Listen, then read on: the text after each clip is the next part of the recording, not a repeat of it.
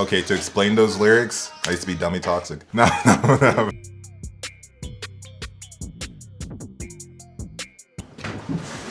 didn't even realize this is a Lego plant. I thought that was a real plant. That's actually nuts. Okay. What's good, everybody? My name is Molombo. I'm a Congolese-American from Colorado. I make a style of music called Hero Trap, and today I'm about to explain lyrics from two of my favorite songs, Hero MW and Butterflies and Lies. I'm gonna try to build something that symbolizes one of my childhood role models. And another here is I'm gonna try to build what symbolizes my adult role model. I'm gonna try to build two. Like, these will be two different things. Hopefully.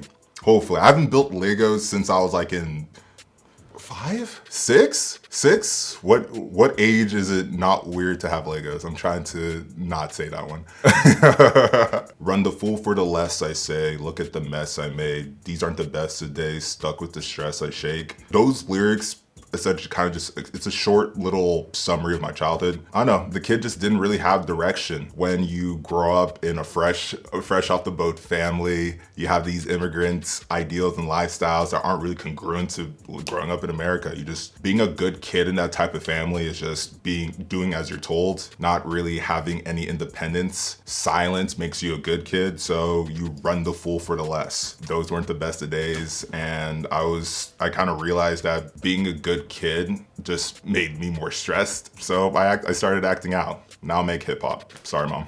The first childhood hero that really made me feel like it was okay to just, that acting out was kind of fun, not dangerous or life threatening, as you know, it was made out to me, was Straw Hat Luffy from this TV show called One Piece. He's a pirate, so I feel like that kind of is self-explanatory in the whole outlaw kind of ideal. The show just talks a lot about found family and the value of having your own story and surrounding yourself with people that are willing to support that idea and support that story. Yeah, so like, yeah, shouts out to One Piece. I know there's a shit ton of fucking episodes, but I promise you it's worth it. I promise you.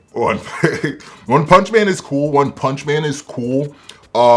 I like my heroes a little bit of conflict. You know, we're not all invincible. As far back as I can remember, music has always been a part of me. I would say like a better question would probably be like, when did I start realizing music was music? Because once you always grow up with something, it's as natural as air. Like, there was always music playing in my house every morning. I think the only time I actually figured out genres was when it was whether or not what my task was today. If I hear Motown going out to the house, oh, Sunday cleaning. If I hear hip hop, my cousins just came into town. If I hear jazz, my dad is trying to focus and work. I always associate music with tasks or times of the day. I would say it wasn't until I was probably 10 or 11, I started realizing like, oh, this was people who crafted something that didn't exist and brought it to life. And the first song that made me think that was All Falls Down by Kanye West. I heard that song, I was like, whoa, what is this? I was like, I've never heard anything like it before, and I was absolutely fucking hooked. Dude, guys, I am struggling to figure out how to build this with these Legos. I'm telling you, my skills have gone rusty, but if 10-year-olds can do this, I can do this. Are you smarter than a 5th grader? I'm not. It was a banger show, and it honestly disappointed me that so many adults just weren't. And like, I look at it now, I'm just like, there's some shit I do not remember from 5th grade. Is the mitochondria still the powerhouse of the cell? I don't know. See, that's probably not even right. Is it? The guy, oh, what is happening? Okay, Molombo, we got this. We'll figure this out. I have to find the story. If I can't find the story, it's really hard for me to get lyrics in there. It has to come from a real place. If I'm gonna write a happy song, if I hear a beat and I know it's gonna be a happy song, I need to be able to summon a happy memory. I need to be able to summon that happy story. And that's what immediately goes into my lyrics. All my lyrics come from a very real place. I try not to, I don't know, it's not fun if it's all a fabrication. Like, honestly, not too different from acting, you know? I'm sure, like, I just saw the movie Whiplash. I'm sure J.K. Simmons isn't actually crying because like he's beating the fuck out of Miles Teller, but he's summoning something real, and that's what I'm trying to do with my music. I'm summoning something real that makes the song just hit even harder. If I'm sounding confident, I'm summoning a confident memory. If I'm sounding sad, I'm summoning a sad memory, and that's what I bring into the studio every time. Punch, pizzazz, and hyper pop sex appeal. Yeah, punch, pizzazz, and hyper pop sex appeal. Now say that 7 times fast. Holy shit. That's how I describe Hero Trap.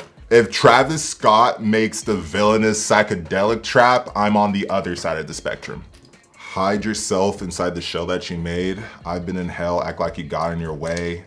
I need an emo trap song. It comes from an emotional place. Talks about relationships, lost love, and also kind of still idolizing like that whole like tension of when you're single and you're not sure if you like somebody, but you kind of liked them and you're still kind of spinning around, hence the song Butterflies and Lies.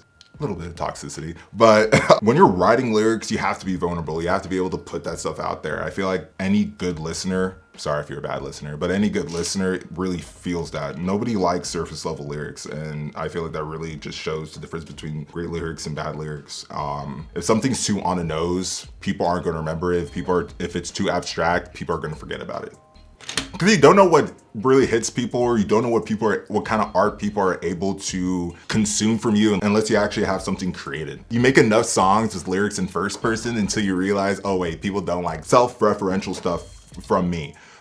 Other people can pull it off. Some people just expect more from you. And that's not a bad thing. It just helps you, it pushes you to be a better and better artist. And honestly, it's kind of a compliment that people see so much in me that they're telling me like, oh yeah, Molombo, you should up your lyric game a bit. If I really fuck with lyrics, sometimes I'll be kind of stubborn and be like, why don't you see what I see? But if everybody's saying the same thing, then you gotta upgrade. You got to. I feel like a lot of downfall I see with other artists that they're surrounded by too many yes men, which isn't always a bad thing. It's good to have supportive friends. It's really good to have supportive friends, but listen to people if they keep saying the same thing. That's something that's one piece of advice I wish I took earlier. I got caught up in the romantic idea of the music industry. It's like what comes from you, pure from you is good. And if people don't support that idea, cut them off. That's toxic, guys. Don't have that mindset. Let's see, oh my God. Okay, here we go. You know what? We're building a platform for our bad boy. I was talking about not being too abstract, but I might as well be fucking Salvador Dali with what I'm trying to figure out here. From the past to this day, relabeled the name of my pain. Yeah, I'm like Bane, 600 birds to my claim, hungry and sensing my gain. I like comic books. I don't know how deep I can explain that. Bane, Blade, every other rapper is referencing Goku, Piccolo, Gohan. We've all seen Dragon Ball. It's been over 20 years. The series has gone on long enough. Watch something else. You hop on a bandwagon. So many other rappers like talk shit about other people hopping on bandwagons, and now they realize, oh yeah, anime is cool. There's other animes besides Dragon Ball, reference something else. There's other superheroes besides, I don't know, Batman. I think most of them like Batman. Everybody's rich like Bruce Wayne apparently, I guess.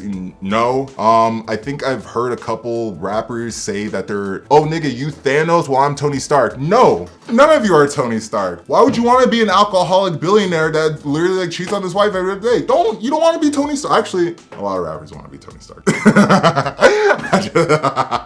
I said that, I was like, wait a minute.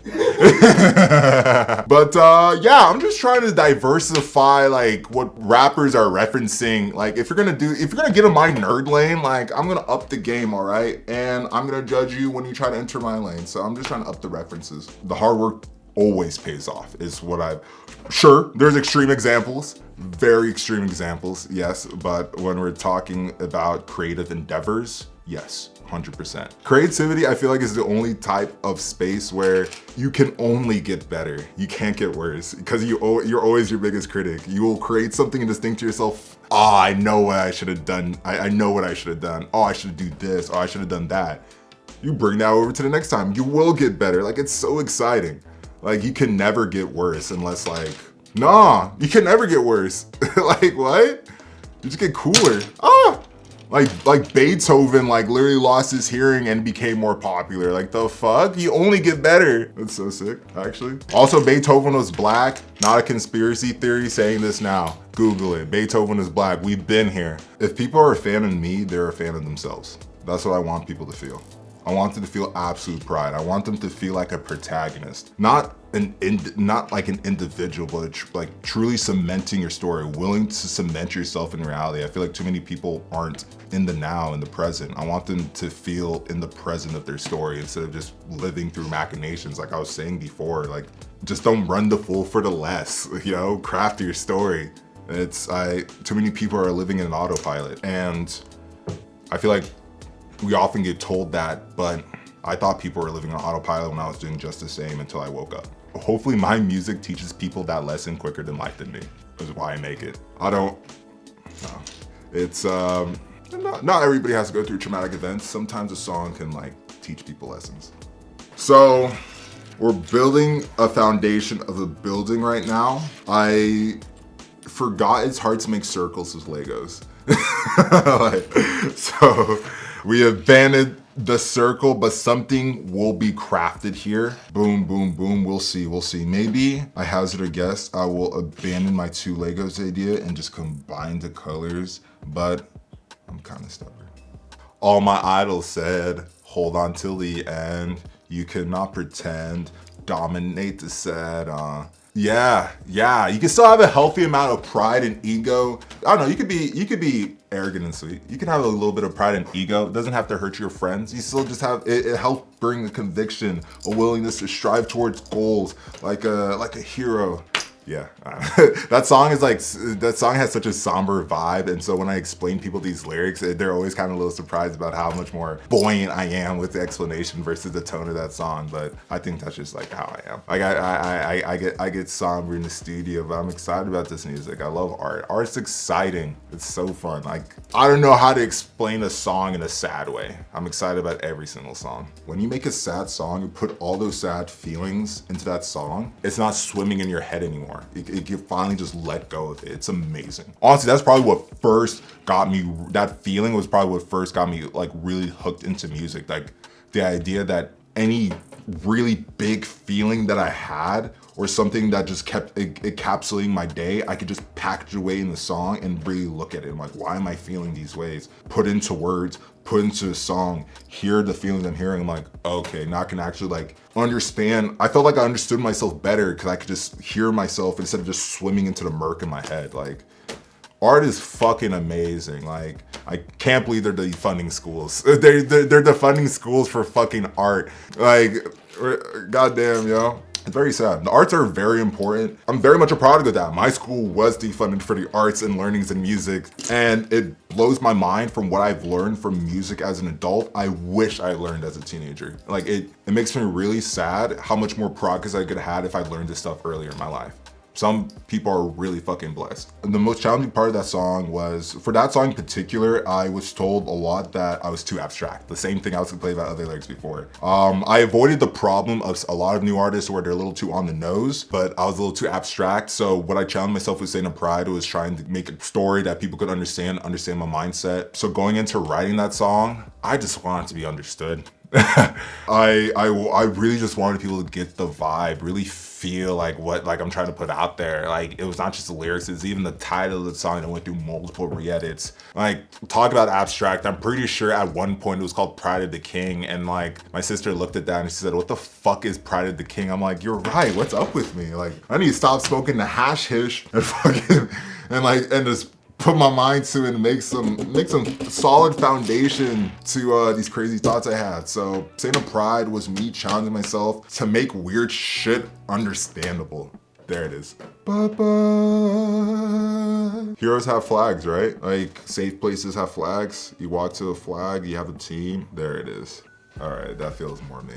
You know how it goes, we keep 100. It's not a blunder, a wonder valid. Bonafide mates, yeah, we made a ballad without no malice. It's not a challenge. Yeah, I'm all about gang. I'm all about my team. I'm all about found family. That's what I've been raised on. It's the people you keep that really make you. And I would say one of the biggest benefits to my life have been the people I keep. Like New Royals, anytime I listen to that song, it's just that feeling of the people I met in my life that just makes every day just interesting and better and new. It's the people you keep.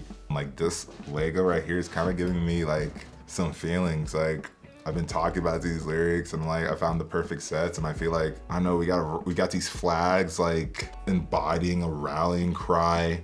We got a little trophy, like telling people like, yo, this is the kingdom of kings. Come up here. This is the land of champions. Run it up, run it up. You know, maybe they need a car. Should we build them a car? I don't even know. This is the official Uber of the kingdom. This brings people to the Hall of Glory. Thank you so much. This is my Lego. Yeah, come to the kingdom of champions. Thanks so much for listening and checking out my Lego stuff, guys. My name is Molombo. You can find me at all socials: Twitter, TikTok, Instagram, Reddit at hey_Molombo. That's hey_MOLOMBO. Check out my music on Spotify, Apple Music, iTunes, wherever. Deezer, I heard that was a thing.